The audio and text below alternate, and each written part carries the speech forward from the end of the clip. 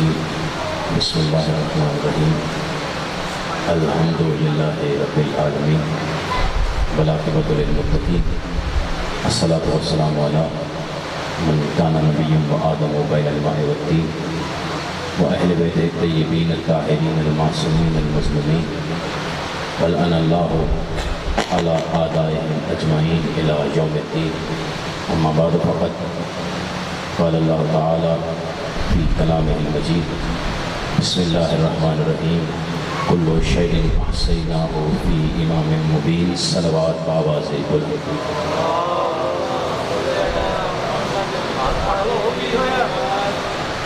بآواز بلند صلوات پڑھ لیں۔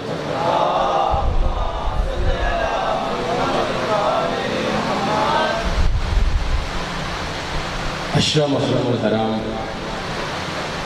1443 ہجری کی آج دوسری مجلس ہے۔ سورہ یاسین میں اللہ رب العزت ارشاد فرماتا ہے کل شیء احصیناہ فی امام مبین، اور یہی ہمارا موضوع ہے۔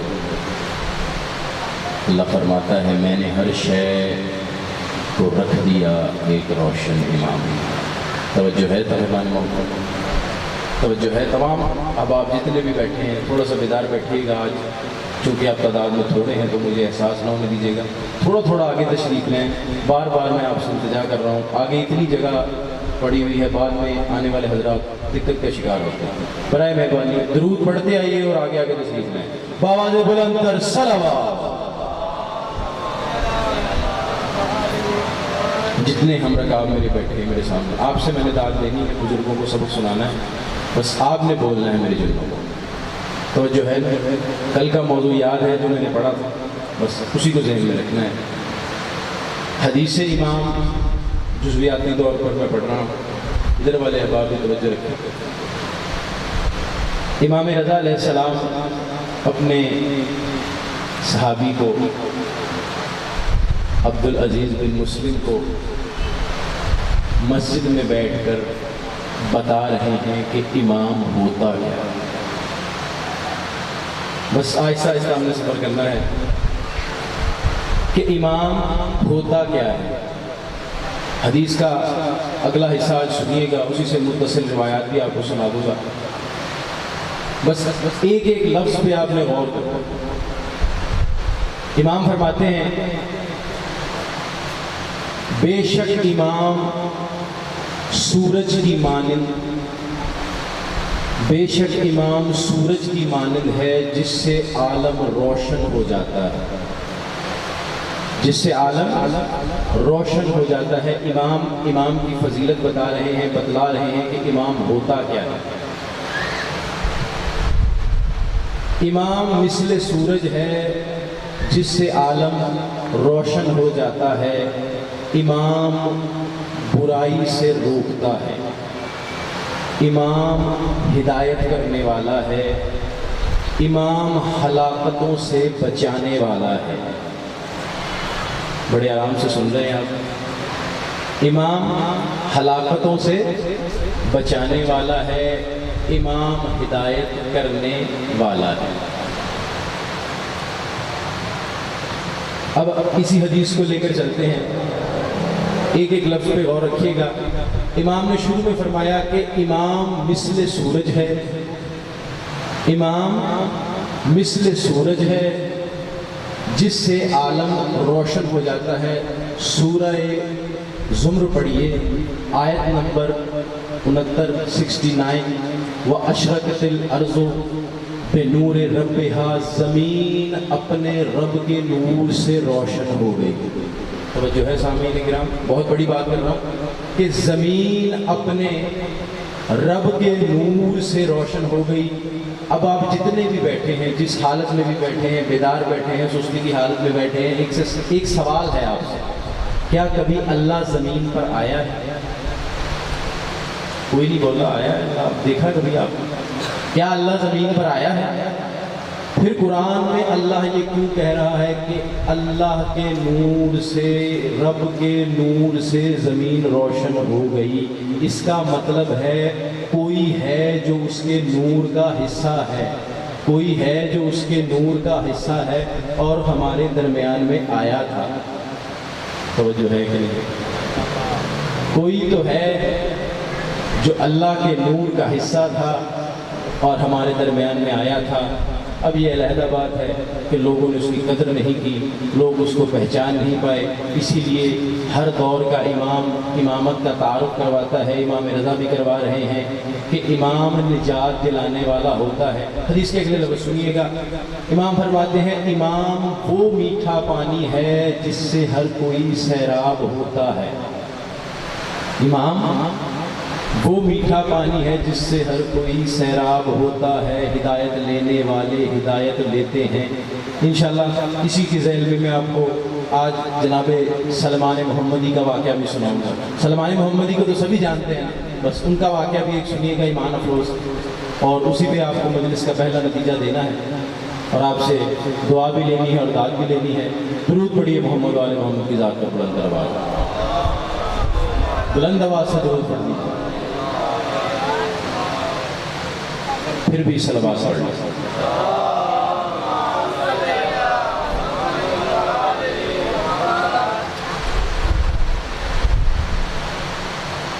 پھر بھی صلوات پڑھ لیں.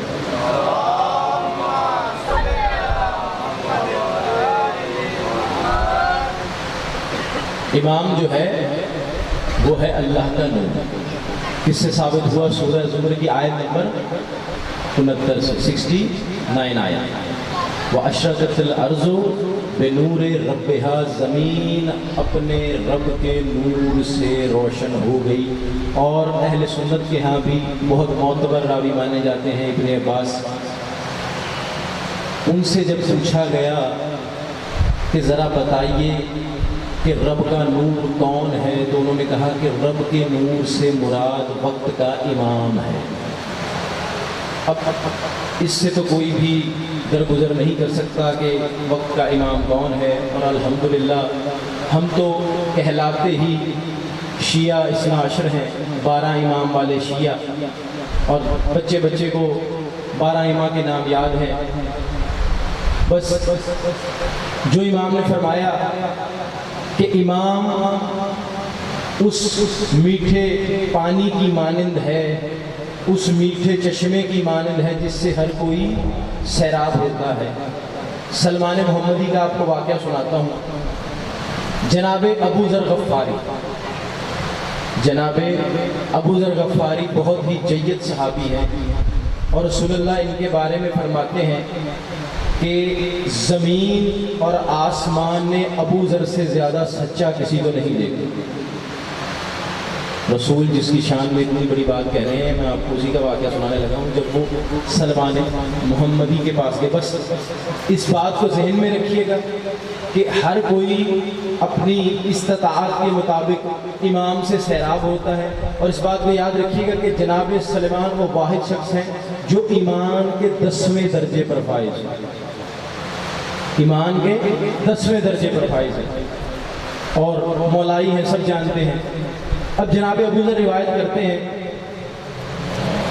بڑی عجیب و غریب روایت ہے، اسی لیے میں کتاب کا حوالہ لازمی سمجھتا ہوں کہ کتاب بتا دوں. احسن المقال ہے، اردو ترجمہ ہوا ہے. عربی میں جو کتاب کا نام ہے وہ ہے منتہی الاعمال. شیخ عباس قمی کی کتاب ہے جنہوں نے مفاتیح الجنان بھی لکھی ہے. جو پڑھنا چاہے وہ پڑھ سکتا ہے. احسن المقال میں یہ روایت لکھی ہوئی ہے. ایک دن جناب ابو ذر کہتے ہیں کہ میں سلمان کے پاس گیا، وہ اپنے گھر میں تھے. میں نے دیکھا کہ ایک ہنڈیا انہوں نے چولہے پہ رکھی ہوئی ہے، لیکن نیچے آگ نہیں جل رہی ہے، لیکن کھانا پک رہا ہے. کہ نہیں عجیب بات؟ عجیب روایت. کھانا پک رہا ہے اور میں تھوڑی دیر بعد دیکھتا ہوں کہ ہنڈیا الٹتی ہے لیکن نیچے کچھ نہیں گرتا. سلمان اس کو اشارہ کرتے ہیں، وہ پھر سیدھی ہو جاتی ہے. تھوڑی دیر بعد ہنڈیا پھر الٹتی ہے، نیچے کچھ نہیں گرتا. سلمان اشارہ کرتے ہیں، وہ پھر نیچے ہو جاتی ہے. میں تو اتنے تعجب میں آیا، روایت کرتے ہیں ابو ذر غفاری، میں اتنے تعجب میں آیا، میں گیا فوراً میں نکلا، میں امیر المومنین کے پاس گیا. بس توجہ چاہیے آپ لوگوں کی. پہلا نتیجہ مجلس کا آپ کو دینے لگا ہوں. کہتے ہیں میں نکلا، تعجب میں تھا، حیرت زدہ تھا، ششدر تھا، حیران تھا. نکلا، امیر المومنین کے پاس آیا.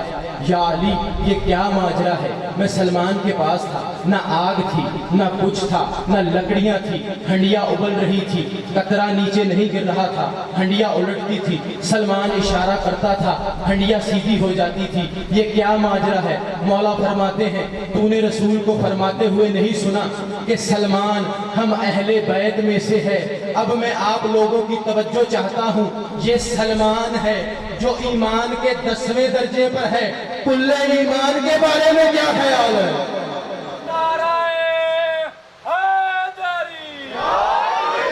سبحان اللہ، سبحان اللہ. درود پڑھیے.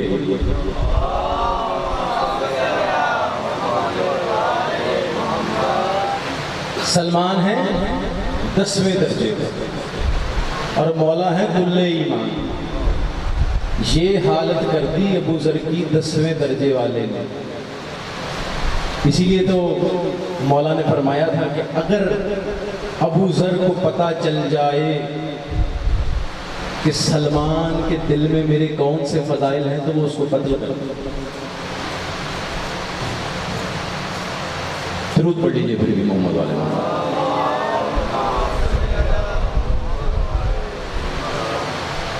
اگر ابو ذر کو پتہ چل جائے. حدیث کی طرف واپس آتے ہیں. زمین اپنے رب کے نور سے روشن ہو گئی. بہت ساری باتیں ہیں اور بھی خطبہ کرتے ہیں کہ 13 رجب کو واقعہ ہوا جو بھی مولا آئے زمین پر. چلیے فی البدی، خدا کی قسم فی البدی جملہ میرے ذہن میں آ گیا. فی البدی میں نے ایک روایت پڑھی، یہ 13 رجب کے حوالے سے میرے ذہن میں آ گئی. مولا کی حدیث بھی سنیے، یہی جو امامت کی حدیث میں آپ کو سنا رہا ہوں اسی میں مولا فرماتے ہیں کہ امامت کا سورج افق پہ اس جگہ جلوہ فگن ہوتا ہے جہاں نہ ہاتھ پہنچ سکتا ہے نہ عقلیں پہنچ سکتی ہیں. اسی لیے تو لوگوں کی عقلیں آج تک حیران ہیں، بلکہ میں کہوں گا کہ لوگوں کی عقلیں وہ سیدھا ہو گئی ہیں. سوچ رہے ہیں یہ ہماری طرح آئے ہیں یا نازل ہوئے ہیں، یہ ہماری طرح آئے ہیں. بس جو ولایت علی پڑھتا ہے اس سے میرا خطاب ہے، باقی اس کا اللہ وارث ہے. جو ولایت علی پڑھتا ہے وہ میری بات کی تائید ضرور کرے گا. مولا ابھی تک ہم سوچ رہے ہیں، کچھ لوگوں کی عقلیں وہ سیدھا ہو گئی ہیں سوچتے سوچتے یہ ہماری طرح آئے ہیں یا نازل ہو گئے ہیں. حدیث رسول سنیے گا اور فیصلہ میں آپ پر چھوڑ رہا ہوں، یہ پیدا ہوتے ہیں یا نازل ہوتے ہیں. کسی نے پوچھ لیا یا رسول اللہ ہر بندہ علی سے محبت کیوں نہیں کرتا؟ ہر بندہ علی سے محبت کیوں نہیں کرتا؟ رسول نے فرمایا تم کیا سمجھتے ہو کہ ہر بندہ جیسے چاہے جس طرح چاہے علی سے محبت کر سکتا ہے؟ نہیں، علی کی محبت عرش کے نیچے خزانے کی صورت میں موجود ہے. جس کا جتنا ظرف ہے، جس کا جتنا ظرف ہے اس کے مطابق علی کی محبت اس پر نازل کر دی جاتی ہے، اس پر نازل کر دی جاتی ہے. یہاں سے لے کر آخری بندے تک جتنے بھی احباب تشریف فرما ہیں، کسی کا ہاتھ نیچے رہ گیا اور بات بھی سمجھ آ گئی ہو مجھے دکھ ہوگا. اللہ کے رسول فرما رہے ہیں علی کی محبت ظرف کے مطابق نازل ہو رہی ہے. ارے کم عقل، علی کے منکر، علی کے دشمن، جس علی کی محبت اللہ نازل کرتا ہے تو علی خود تیری طرح پیدا کیسے ہو؟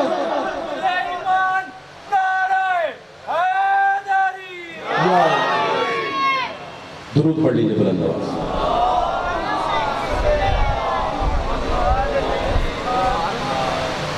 سبحان اللہ. پھر بھی درود پڑھ لیجیے.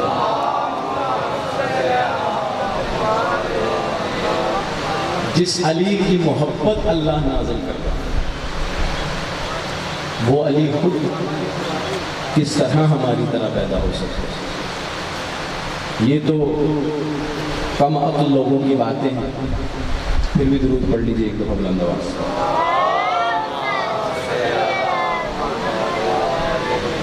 پھر بھی بلند تر صلوات۔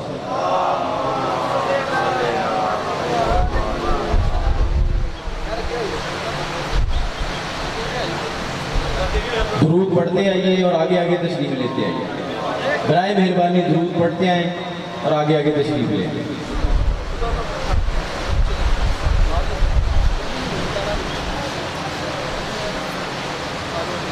پھر بھی صلوات پڑھ لیں۔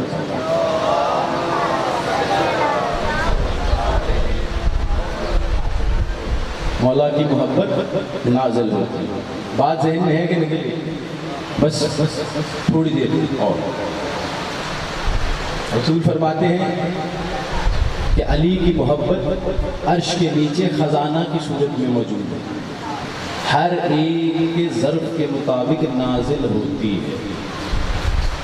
بس اب مولا رضا کا فرمان سنیے جو امامت کے متعلق وہ فرما رہے ہیں۔ کیا فرما رہے ہیں مولا؟ کہ امامت کا سورج افق میں اس جگہ جلوہ فگن ہوتا ہے جہاں پر نہ ہاتھ پہنچ سکتا ہے نہ عقل پہنچ سکتی ہے۔ ایک روایت سن لیجئے مولا کی شان میں اور پھر ذکر مصائب اور بات ہے ممبر قبلہ کے حوالے۔ درود پڑھ لیجئے محمد علیہ محمد کی ذات پر۔